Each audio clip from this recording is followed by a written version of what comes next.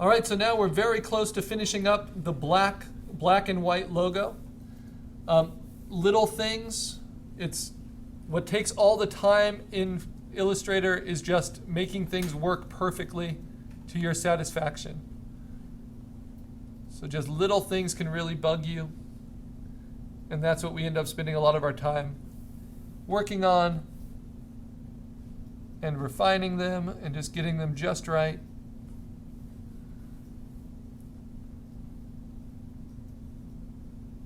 And it's what makes it so fun.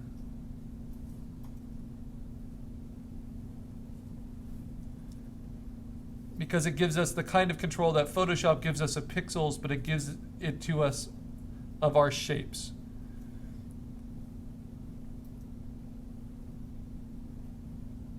But the problem is it's hard to know when to stop. So simple is always better. Direct is always better than indirect.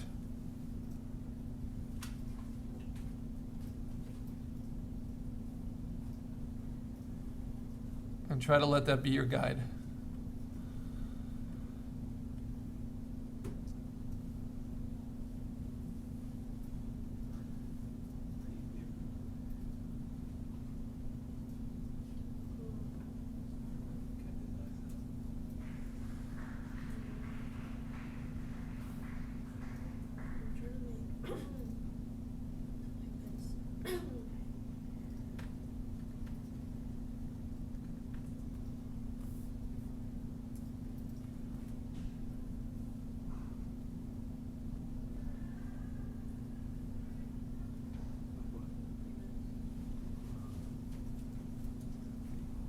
Remember, Command Z will always take you back. I'm just going to let that go for now. All right. Let's see.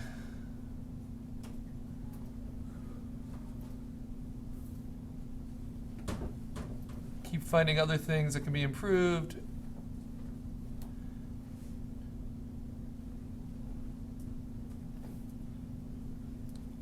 But I think that's going to work.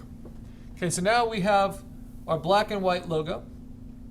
How do we save it? And how do we add color and text if we want to add text? And a lot of you are putting text into your logos, so I want to address that.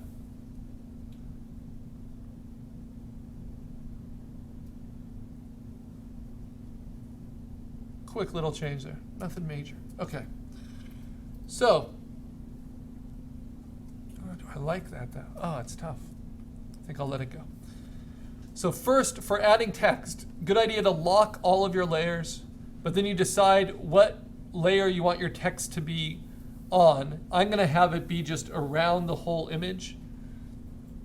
And so I'm going to lock every layer and make a new layer on the very top. I'm also going to increase my artboard size. Some of you are needing to do this. So it's with layers. It's also right underneath layers. And you click on your artboard options. You go to the presets and you scroll up and fit to artwork bounds. And then I'll usually add to that on both sides. So I have a lot of space to work with. The artboard doesn't really matter. It's just kind of showing you a paper size and how it would print. Okay, now I'm going to add text, but I'm going to show you some of the fun things you can do. You can just use the type tool and put text in, just like you would in PowerPoint or any other program. And you can set a font size. You can obviously type that in, so let's make it pretty big. And then I'm going to say, make it 150. Hit return, something like secure.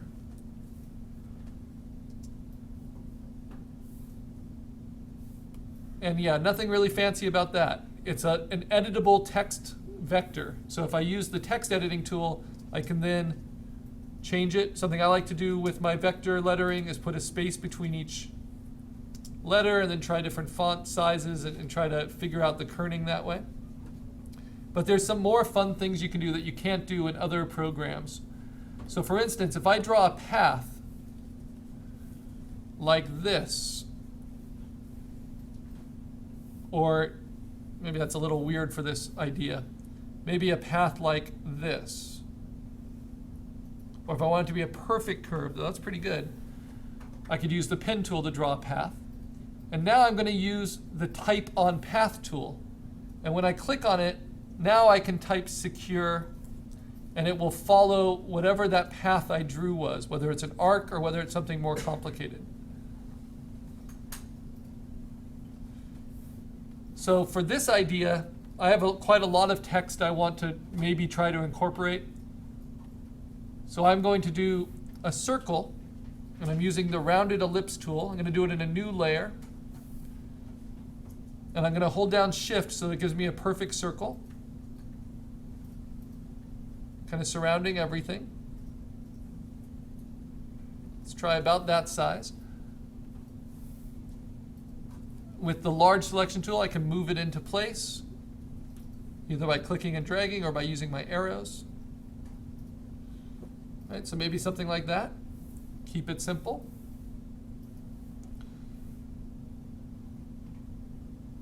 And now I'm going to do my type on path tool.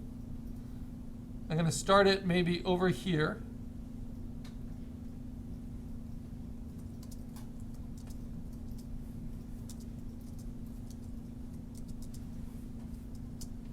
Putting a space between each letter.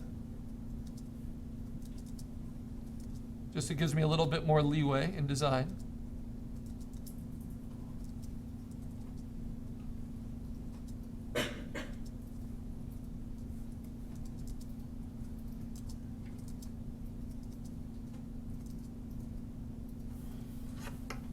All right, so secure your own mask first. Then, because it's editable text, I can choose any font I like. I think I'm going to try like a stencil font. And we'll be learning later how to add kind of custom fonts in. And you can also play with your font size. So that's a little too big, right? So that's almost just right. See, secure your own mask first.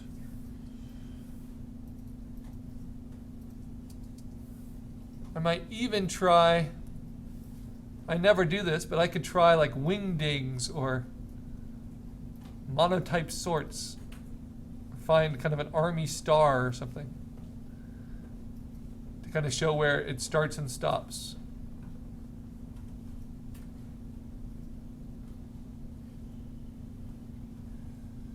Losing my place. There's so many fonts you can choose from.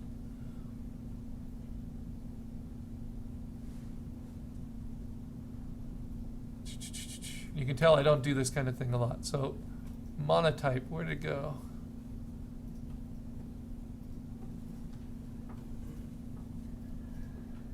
It was near stencil, whatever it was. There it is. Okay, and then, I don't know, try something.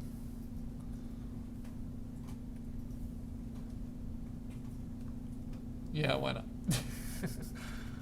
Whatever that happens to be. Now, because I put a space in there, I can use that space, and I can put a space there, and I can kind of shift it around, and I can change the font size for my space as well. So I have a lot of control about where things get placed.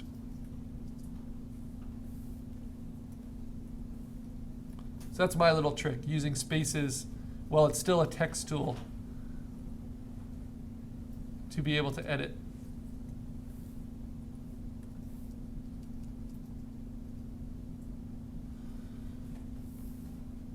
I could also use the large text tool or the large selection tool and then rotate it just a little bit. And that should move the text with it, but I don't know that it is. Okay, so as long as you're using the text as text, you can edit it like that. And I think that's working pretty well.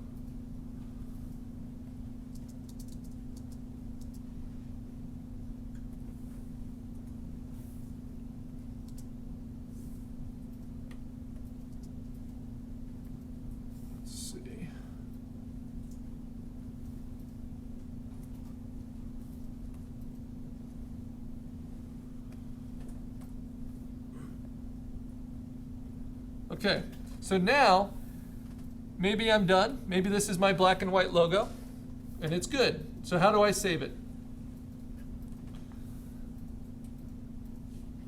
I just go to File, Save As, Carl Fry, Assignment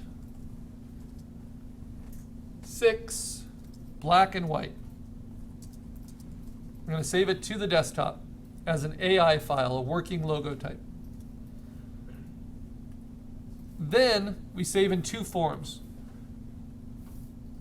Then I want to save it as an EPS because I'm going to need to open this up in Photoshop and combine it with my color version.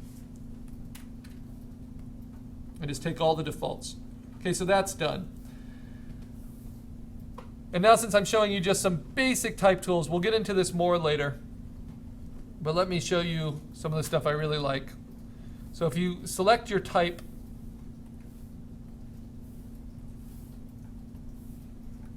as text, and you right click,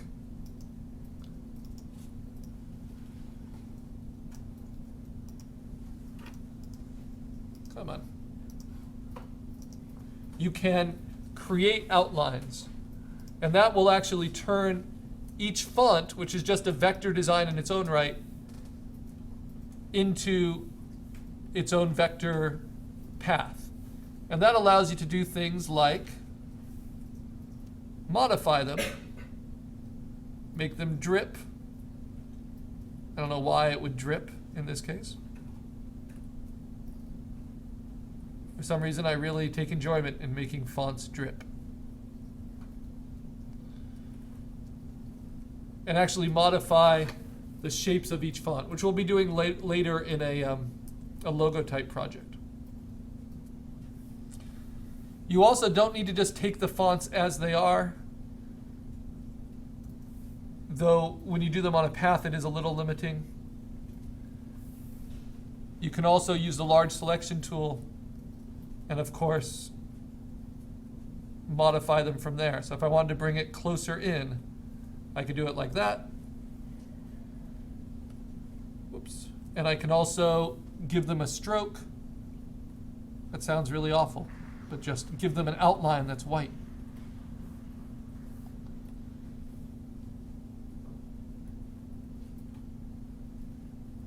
And when that's on a gray background, I'll show you in just a second, that's going to help it pop a little bit. So if I select everything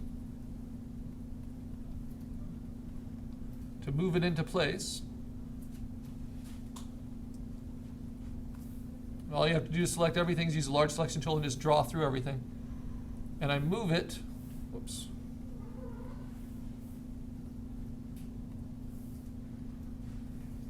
On top of the gray, it kind of shows you how my logo is working and how it will work on like a colored t-shirt. And you see how that kind of helps the font pop a little bit.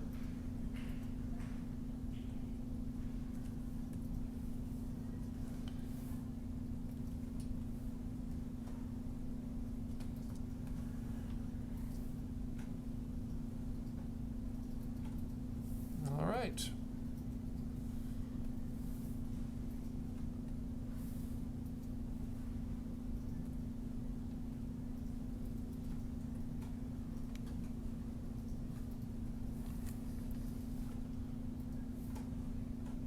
I don't know what I like better, if I like it better close in or out further. I think I like it close in. So I'm going to leave that. I'm going to try to rotate it, see if that will help with my font.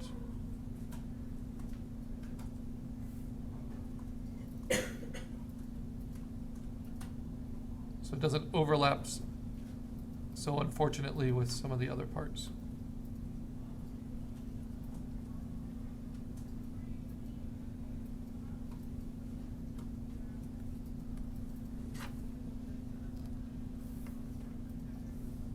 You can also, as fonts, you can use all the different font types.